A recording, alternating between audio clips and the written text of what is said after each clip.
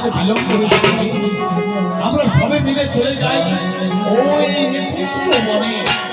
তাই আমার গোবিন্দ সমস্ত ভক্ত সঙ্গে নিয়ে মনের আনন্দে নৃত্য করতে করতে চলেছে নিকুঞ্জ বনের পথে।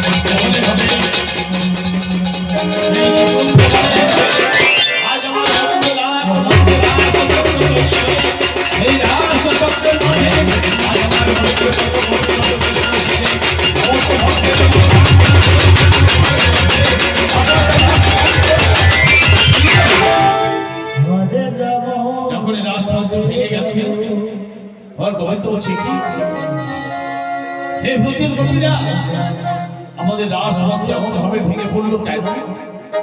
নিশ্চয়ই এখানে কোনো অগভীর প্রবেশ ঘটেছে, নিশ্চয়ই এখানে কোনো অগভীর প্রবেশ ঘটেছে।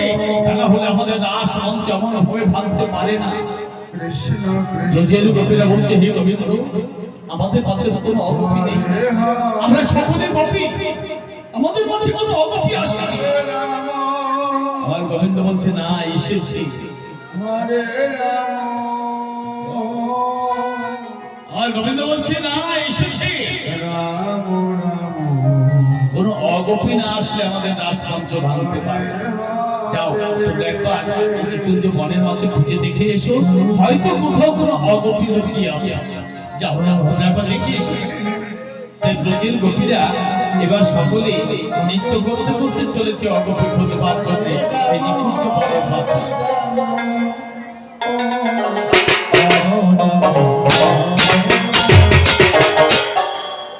হরে কৃষ্ণ হরে কৃষ্ণ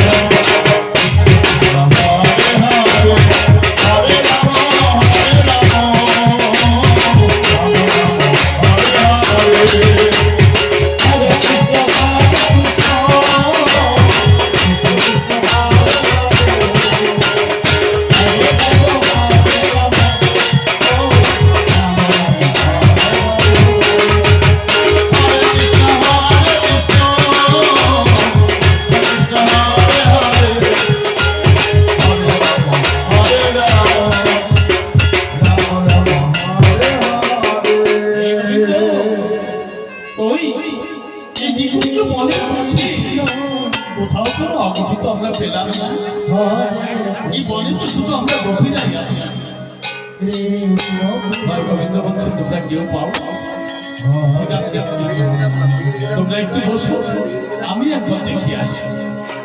ব্রজের সমস্ত গোপীদের আমার গোবিন্দ চলেছে অগপী করিবার জন্য সেই নিকুঞ্জ বনের মাঝে।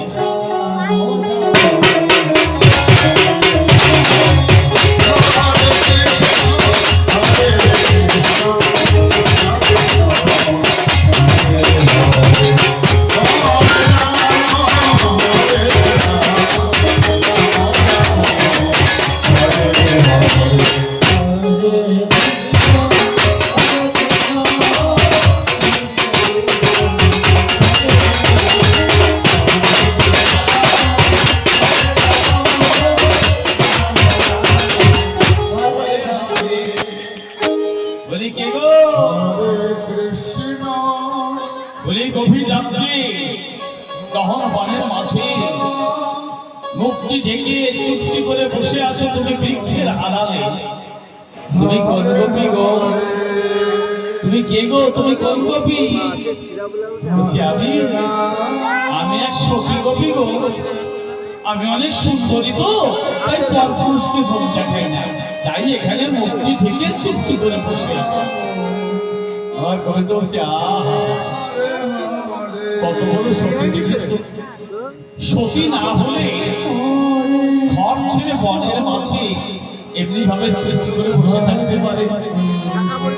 একেই বলে সতী। কত বড় সতী দেখেছো, ঘর ছেড়ে বনের মাঝে এসে মুখ থেকে চুপ করে বসে আছে। ও সতী এসেছে যখন বনের মাঝে, আমাকে তো দেখতে বা তোমার বদনটি দর্শন করাবো। বলছে না না না, আমি কোন পরপুরুষকে আমার বদন দর্শন করাই না। আর গোবিন্দ বলছে তাই বললে কি হয়?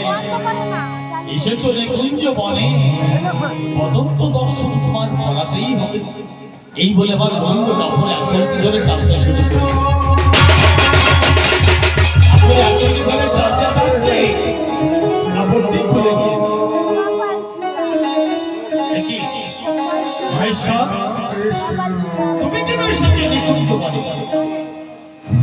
মহেশ্বর সঙ্গে সঙ্গে জোড়হাত করে বলছে, হে রবীন্দ্র, আমি এসেছি তোমার রাসলীলা দর্শন।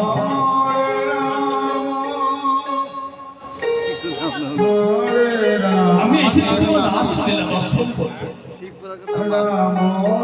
গোবিন্দ বলছে, মহেশ্বর তুমি ভুল করেছো মহেশ্বর। কারণ এই বৃন্দাবনে, এই দাপর ছুটির বৃন্দাবনে বসে তুমি তো রাসলীলা দর্শন করতে পারবে না মহেশ্বর। তখন মহেশ্বর জোর হাত করে বলছে, হে রবীন্দ্র, তাহলে তুমি আমায় বলে দাও কবে কোথায় কেমন ভাবে তোমার রাসলীলা আমি দর্শন করতে পারবো। আমার গোবিন্দ সেদিন বলেছিলেন, হে মহেশ্বর, রাসলীলা তুমি দর্শন করতে পারবে, তবে দাপর যদি বৃন্দাবনে বসে নয়। তুমি রাসলীলা দর্শন করতে পারবে আগত কলিযুগে। আমি জন্মগ্রহণ করবো নবদ্বীপে নাই, আর তুমি জন্মগ্রহণ করবে শাস্তিপুরে অদ্বৈত। তোমাতে আমাকে মিলন হবে।